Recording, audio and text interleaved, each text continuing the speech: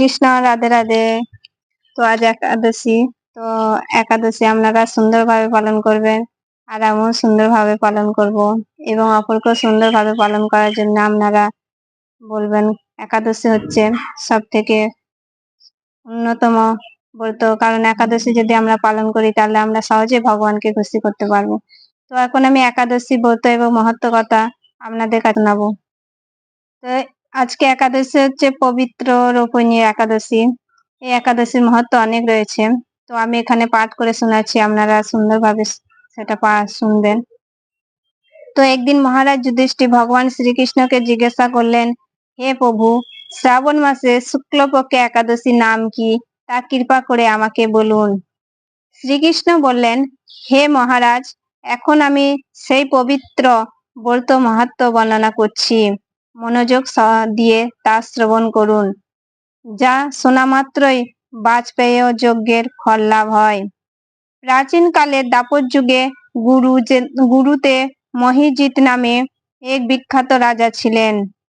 তিনি মহিষ্মতি নগরে রাজত্ব করতেন, কিন্তু দুঃখের বিষয় সেই যে তার মনে বিন্দুমাত্র শান্তি ছিল না, কেননা তিনি ছিলেন অপুত্র। পুত্রহীনে ইহলোকে পরলোকে কোথাও সুখ ছিল না। ওই রকম চিন্তা করতে করতে বহুদিন কেটে গেল, কিন্তু তবুও পুত্র মুখ দর্শনে রাজা বঞ্চিত রহিলেন। নিজেকে অত্যন্ত দুর্ভাগ্য মনে করে রাজা চিন্তাগ্রস্ত হলেন। প্রজাদের সামনে গিয়ে বলতে লাগলেন, হে প্রজাবৃন্দ, তোমরা শোনো, আমি এই জন্মে তো কোনো পাপ কাজ করিনি, অন্যায়ভাবে আমার রাজকোষে বৃদ্ধি করিনি, ব্রাহ্মণ বা দেবতাদেরও সম্পদ কখনো গ্রহণ করিনি, উপরন্তু প্রজাদেরকে পুত্রের মতন পালন করছি, ধর্ম অনুযায়ী পৃথিবী শাসন করছি, দুষ্টদের যথানুরূপ দণ্ড দিয়েছি, স্বজন ব্যক্তিদের যথাযোগ্য সম্মান করতেও কখনো অবহেলা করিনি।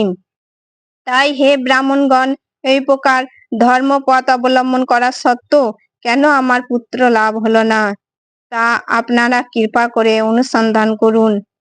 রাজার এই প্রকার কাতর উক্তি শ্রবণে ব্যতীত রাজভক্ত পুরোহিত ব্রাহ্মণগণ রাজার মঙ্গলের জন্য গভীর বনে ত্রিলঞ্চ মুনি ঋষির কাছে যেতে মনস্থর করলেন। বনের মধ্যে ঋষিদের আশ্রম সকল দেখতে দেখতে তারা এক মুনির সন্ধান পেলেন। তিনি দীর্ঘায়ু, নিরোগ, নিরাহারে ঘোর তপস্যায় মগ্ন ছিলেন। ধর্মশাস্ত্র বিষয়ক ধর্মতত্ত্বযজ্ঞ এবং ত্রিলোকলজ্জ সেই মহামুনি লোসম নামে পরিচিত। ব্রাহ্মণ এক কল্প অতিবাহিত ব্রহ্মার এক কল্প অতিবাহিত হলে মুনিবরের গায়ের একটি লোম পরিত্যক্ত হতো। ওই কারণে ওই মহামুনির নাম লোমশ। তাকে দেখে সকলে ধন্য হলেন। তারা পরস্পর বলতে লাগলেন যে, আমাদের বহু জন্মের সৌভাগ্যের ফলে আজ আমরা এই মুনিবরের সাক্ষাৎ লাভ করলাম। তারপর ঋষিবর তাদের সম্বর্ধনা করে বললেন, কি কারণে আপনারা এখানে এসেছেন এবং কেনই বা আমার এত প্রশংসা করছেন, তা স্পষ্ট করে বলুন। আপনাদের যাতে মঙ্গল হয়, আমি নিশ্চয় তা চেষ্টা করব। ব্রাহ্মণরা বললেন, হে ঋষিবর, আপনারা যে উদ্দেশ্যে এখানে এসেছেন আপনি তা কৃপা করে শুনুন। এই পৃথিবীতে আপনার মতন শ্রেষ্ঠ ব্যক্তি আর কোথাও নেই। মহাজিৎ নামে এক ব্যক্তি নিঃসন্তান হওয়ার অতি দুঃখে দিন যাপন করছেন। আমরা তার প্রজা। তিনি আপনাদের পুত্রের মতন পালন করেন।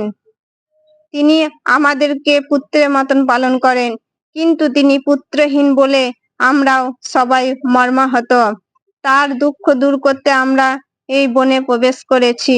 হে ব্রাহ্মণ শ্রেষ্ঠ, রাজা যাতে পুত্রের মুখ দর্শন করতে পারেন, কৃপা করে তা কোনো উপায় আমাদের বলুন। তাদের কথা শুনে মুনিবর ধ্যানমগ্ন হলেন। কিছু সময় পরে রাজা পূর্বজন্ম বৃত্তান্ত বলতে লাগলেন। ওই রাজা পূর্বজন্মে এক দরিদ্র বৈশ্য ছিলেন। একবার তিনি একটি অন্যায় কার্য করে ফেলেন। ব্যবসা করবার জন্য তিনি এক গ্রাম থেকে অন্য গ্রাম যাতায়াত করতেন। এক সময় জ্যৈষ্ঠ মাসে শুক্লপক্ষে দশমী দিনে কোথাও যাওয়ার পথে তিনি অত্যন্ত তৃষ্ণার্ত হয়ে পড়েন। গ্রাম প্রান্তে একটি জলাশয় তিনি দেখতে পান। সেখানে জল পানের জন্য যান। একটি গাভী ও তার বাছুর সেখানে জল পান করছিল। তাদেরকে তাড়িয়ে দিয়ে তিনি নিজেই জল পান করতে লাগলেন। ওই পাপ কর্মের ফলে তিনি পুত্র সুখে বঞ্চিত হলেন। কিন্তু পূর্বজন্মে কোনো পুণ্যের ফলে তিনি এই রকম রাজ্য লাভ করেছেন। হে মুনিবর, শাস্ত্রে আছে যে পুণ্য দ্বারা পাপ ক্ষয় হয়। তাই আপনি এমন একটি পুণ্যব্রতে উপদেশ করুন যাতে তার পাপব্রত পাপ দূর হয় এবং আপনার অনুগ্রহে তিনি পুণ্য সন্তান লাভ করতে পারেন। লোমস মুনি বললেন, শ্রাবণ মাসের শুক্ল পক্ষের পবিত্র রোপণী একাদশী ব্রত অভীষ্ট ফল প্রদান করে। আপনারা যথাবিধি তা সকলে পালন করুন। লোমস মুনির উপদেশ শুনে আনন্দ চিত্তে গৃহে প্রত্যাবর্তন করেন। তারা রাজাকে সেই সকল কথা জানালেন। তারপরে সকলে মিলে মুনির নির্দেশ অনুসারে ব্রত পালন করলেন। তাদের সকলে পুণ্য ফল রাজাকে প্রদান করলেন ও সেই পুণ্য প্রভাবে রাজমহিষীও গর্ভবতী হলেন। উপযুক্ত সময়ে বলিষ্ঠ সর্বাঙ্গ সুন্দর এক পুত্র সন্তানের জন্ম দান করলেন। ভবিষ্যৎ পুরাণে এই মহত্ব বর্ণিত হয়েছে। এই ব্রত মাহাত্ম্য যিনি পাঠ বা শ্রবণ করবেন তিনি সমস্ত পাপ থেকে মুক্ত হবেন এবং পুত্র সুখ ভোগ করে অবশেষে দিব্য ধাম প্রাপ্ত হবেন। হরে কৃষ্ণ কৃষ্ণ কৃষ্ণ হরে হরে, হরে রাম রাম রাম হরে হরে। তো আমরা সুন্দরভাবে একাদশী ব্রত পালন করব। আর অপরকে একাদশী ব্রত পালন করার জন্য আমরা তাদের উৎসাহিত করব। আর আজকে থেকে ঝুলন পূর্ণিমা শুরু হচ্ছে।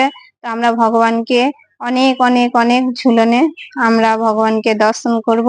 আর আমরা একাদশী এবং ভগবানকে খুশি করে আমরা ভগবত ধামে ফিরে যাব। হরে কৃষ্ণ কৃষ্ণ কৃষ্ণ। সকলকে প্রণাম। হরে কৃষ্ণ, রাধে রাধে।